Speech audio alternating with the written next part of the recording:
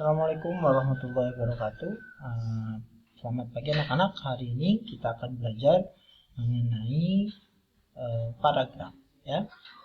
Oke, paragraf itu adalah bagian dari karangan atau tertulis atau bagian tuturan, ya. Jadi sebuah paragraf itu ditandai dengan kesatuan gagasan yang lebih tinggi atau lebih luas daripada kalimat. Jadi intinya satu paragraf itu terdiri dari beberapa kalimat, dan yang perlu diingat, satu kalimat itu ditandai dengan tanda titik. Jadi kalau setiap paragraf itu berarti minimal lebih dari satu kalimat atau tandanya itu lebih dari satu titik, seperti itu, ya. Nah, unsur-unsur gagasannya di dalam sebuah paragraf itu ada dua. Ada gagasan utama dan ada gagasan pendukung, atau ada kalimat utama atau kalimat penjelas, ya. Kalimat utama atau gagasan utama itu adalah gagasan yang menjadi dasar pengembangan sebuah paragraf. Nah, ini dibagi menjadi tiga, ada deduktif, induktif, atau campuran.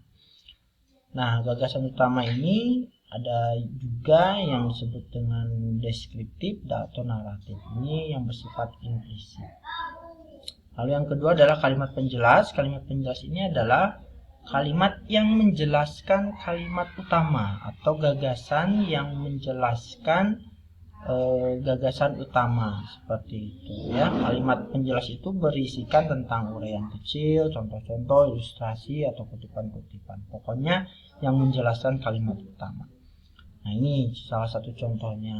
Kalian bisa baca, ini adalah kalimat penjelas yang menjelaskan tentang kondisi kantor yang tidak nyaman, seperti itu. Nah, ini jenis-jenisnya teman-teman. Yang pertama ada paragraf deduktif. Apa itu paragraf deduktif? Paragraf deduktif itu adalah paragraf yang kalimat utama atau gagasan utamanya itu terletak di awal paragraf. Nah, ini awal paragraf, ya. Jadi gagasan utama atau pokok persoalan paragraf dinyatakan dalam kalimat pertama. Contohnya nih, lihat, ada yang ditulis miring seperti ini dari satu-satunya sampai pertanyaan. Nah, ini adalah kalimat utamanya. Dari misalkan sampai dengan ke tahun, ini kalimat penjelas atau gagasan penjelas. Jadi kalau kalimat utamanya di depan, ini disebut dengan paragraf deduktif, ya. Lalu yang kedua, paragraf induktif. Induktif ini adalah kebalikan dari paragraf deduktif. Jadi paragraf yang gagasan utamanya terletak di akhir paragraf atau kalimat utamanya terletak di akhir paragraf. Ini lihat, ada yang ditulis miring Shinchan sampai dengan virus. Nah, itu adalah kalimat utamanya disimpan di akhir. Maka ini disebut dengan paragraf induktif. Dari baik di Indonesia sampai dengan anak-anak itu disebut dengan kalimat penjelasnya. Yang ketiga adalah campuran. Campuran ini gagasannya ada dua, bisa di awal dan di akhir. Jadi ada dua kalimat utama. Itu disebut dengan campuran atau deduktif induktif, ya. Nah, lalu selanjutnya adalah paragraf narasi. Paragraf narasi ini adalah paragraf yang menceritakan suatu peristiwa atau kejadian sedemikian rupa sehingga pembaca seolah-olah mengalami sendiri kejadian yang diceritakan itu.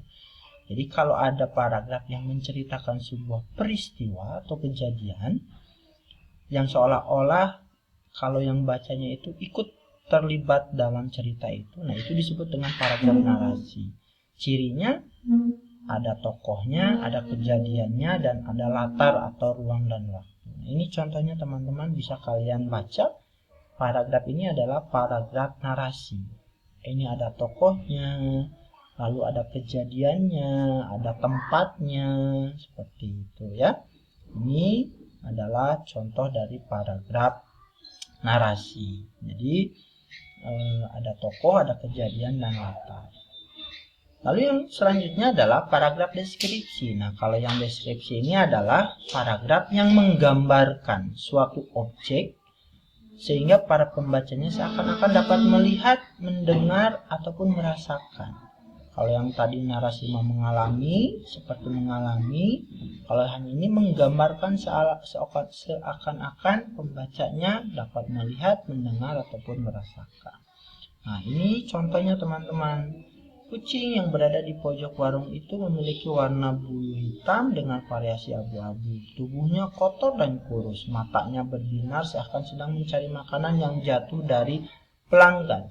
Bahkan tampaknya tubuhnya pun sangat lemas.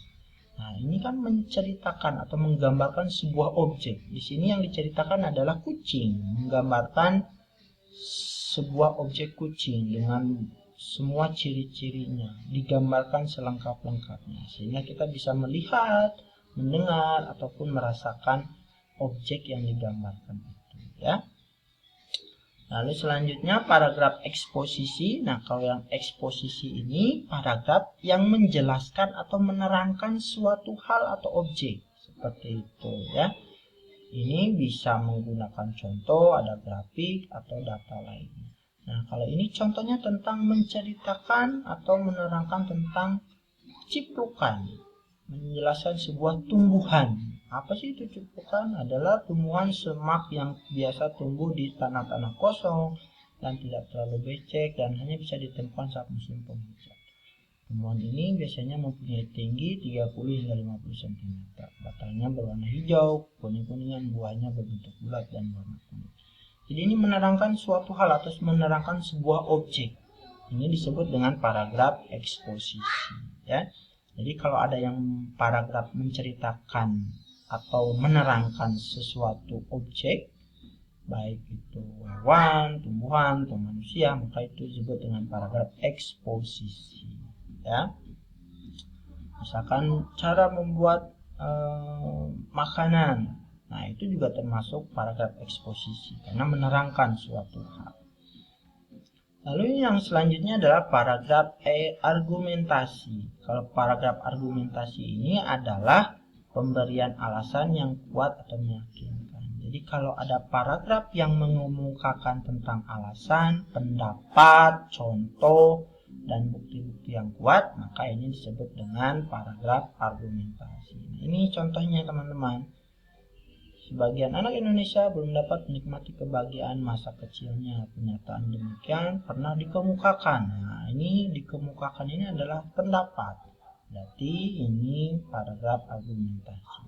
Seorang pakar psikologi pendidikan bahwa anak-anak kecil di bawah 15 tahun sudah banyak yang dilibatkan mencari nafkah oleh orang tuanya. Ya. Jadi paragraf argumentasi yang mengemukakan alasan atau pendapat. Lalu yang terakhir adalah paragraf persuasi. Kalau persuasi ini adalah paragraf yang isinya tentang ajakan, bujukan, atau mempengaruhi pembaca agar melakukan sesuatu yang dituliskannya. Nah, ini contohnya.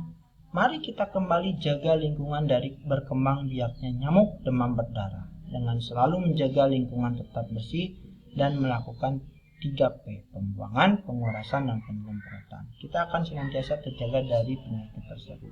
Nah, ini adalah mengajak kita untuk menjaga lingkungan. Nah, jadi kalau ada paragraf yang ceritanya tentang ajakan atau bujukan, maka ini termasuk paragraf persuasi, ya.